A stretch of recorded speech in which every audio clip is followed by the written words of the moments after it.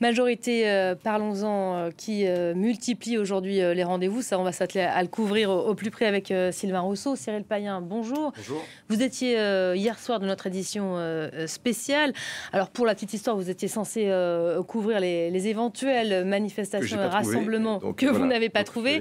Vous étiez à Matignon au moment de l'annonce des résultats. Peut-être un mot de la réaction. La majorité, on voit aujourd'hui multiplie les rendez-vous. Il y a eu cette réunion à midi. Gabriel Attal qui parlera ce soir sur TF1, qui réunit également encore la majorité autour de lui par visioconférence pour fixer la ligne. Majorité qui était hier soir comme sonnée.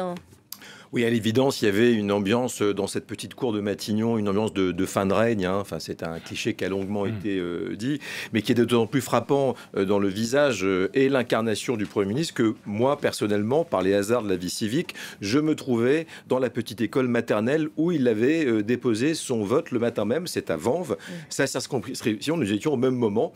Donc, c'était curieux. Donc, au-delà de l'anecdote, ce qui est intéressant, c'est que ce n'était pas le même homme qui est arrivé vers 22h30, très en retard, avec le feuilleton de cette allocution qui devait avoir lieu au siège du parti Renaissance, dans le 8e, dont on sait que la copie a dû être un peu corrigée ou coécrite, ou écrite même par le président de la République pour clarifier la position et donner des directives. Donc c'est ce Premier ministre, c'est son entourage, la mine très sombre qui se présente à la tombée de la nuit aussi, encore un beau symbole, je dirais, avec cette ambiance très solennelle, combative, il faut le dire aussi, mais une allocution très courte. Ensuite, il est parti.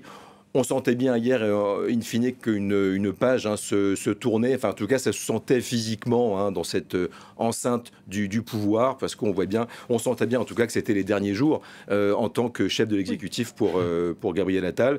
Et il y avait quand même une certaine profondeur dans tous les regards. On sentait quelque chose de très important.